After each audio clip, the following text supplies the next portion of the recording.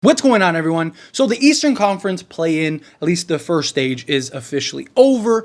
You have the Philadelphia 76ers advancing to take on the New York Knicks. Miami, hopefully Jimmy. I really wanted Miami and Boston in the first round. I think that would be a ton of fun. But if Jimmy Butler's hurt, they're worried that it's an MCL thing. If he's done, then, I guess give me Chicago, right?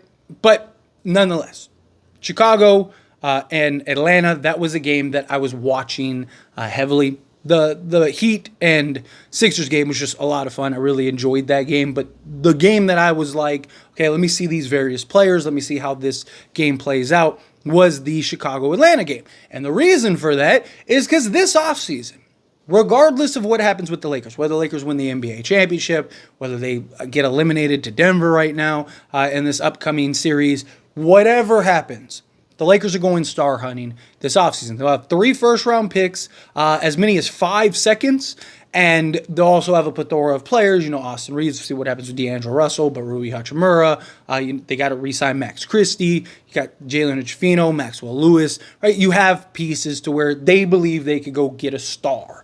And in both the Chicago and the Atlanta game are players that the Lakers are targeting. DeMar DeRozan is a free agent this offseason. Now, the Lakers wouldn't be able to sign him outright, but do the Lakers, if they miss out on a Donovan Mitchell and a Trae Young, right, do they go to look to, hey, let's go and maybe work out a sign and trade to go get DeMar DeRozan, Andre Drummond, Alex Caruso, right, which hopefully he's okay. Him and Drummond had a little collision, but Chicago side of things, there's several players on that team. Obviously, Zach LaVine, I'm sure the Zach LaVine rumors will pick back up in the offseason, but there's a couple players on Chicago that could make a lot of sense for the Lakers in the offseason. Just kind of watching them, but more so Atlanta, right? Because Trae Young, DeJounte Murray are the 2 pieces that most likely are probably the most likely scenarios to land with the Lakers. The Lakers had opportunity to get DeJounte Murray earlier this season before the trade deadline,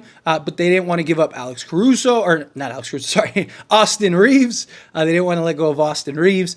But nonetheless, right, that's another possibility in the offseason.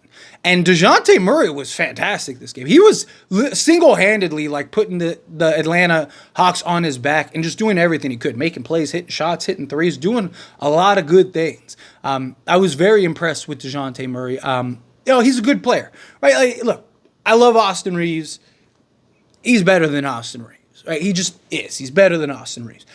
Even D'Angelo Russell, obviously D'Lo's the better shooter. I was in the camp of keep D'Lo, trade Reeves, bring in DeJounte Murray, but they wanted to trade D'Lo because of the contract situations. But to me, it was just D'Lo's been such a good shooter this year that I think he could play off the ball well enough alongside of DeJounte Murray. But nonetheless, right?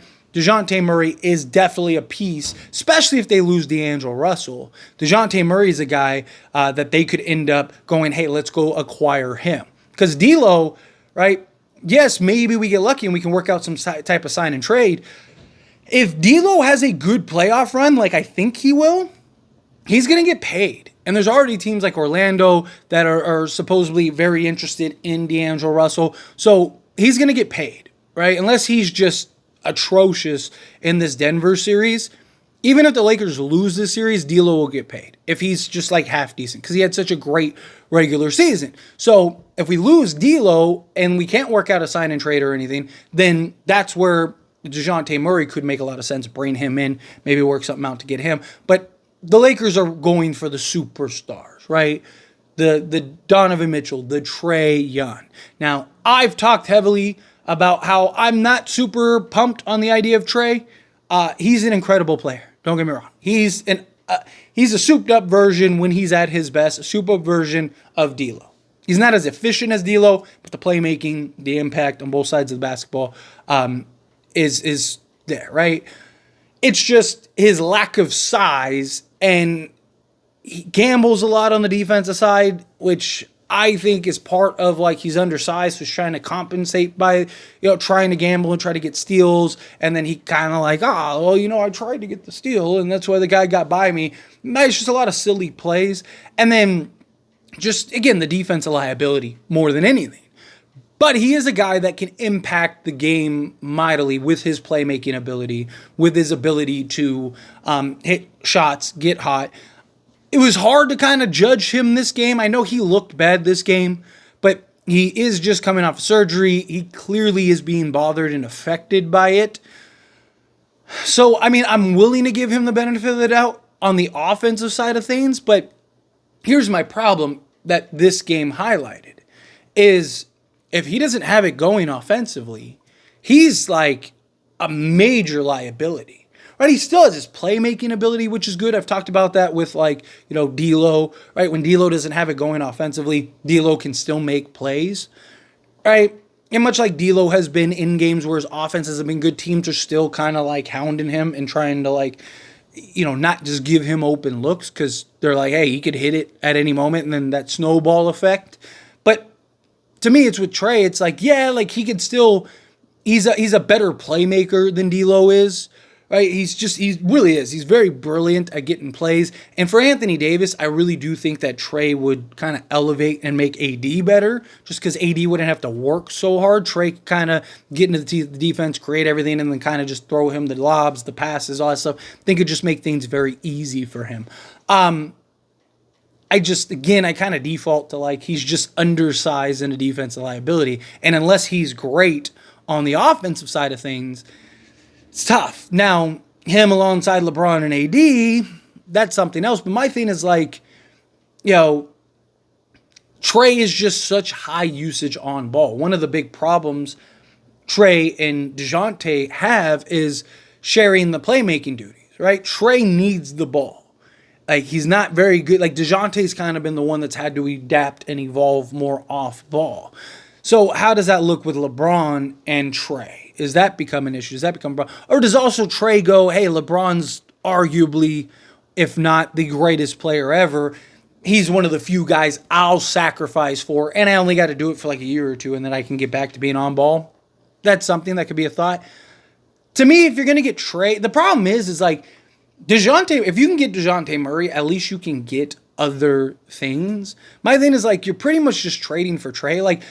I'd love to get DeJounte Murray and Clint Capella in the offseason, right? Get those two guys. So now you got your point guard, your center, especially if you lose D'Lo. So now you could go DeJounte Murray. Can you go get a Royce O'Neal or something and go DeJounte, Royce, LeBron, AD, and Capella?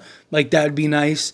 Or get a Valanciunas. My problem is that if you go and get Trey, because he's making so much money, that's it. You're basically giving up the farm for Trae Young. And now you got Trey, LeBron, and AD. If it works, good luck. Right? If you have Trey, LeBron, and Anthony Davis, and those three work out the way that you can envision them working out, again, good luck. And I do like the idea of Anthony Davis and Trae Young long term, because Trey is still young enough to where you could have him for 10 years and he's still 33, 34 or whatever. So even after Anthony Davis, you'd still have Trey that you can kind of build around and put pieces around.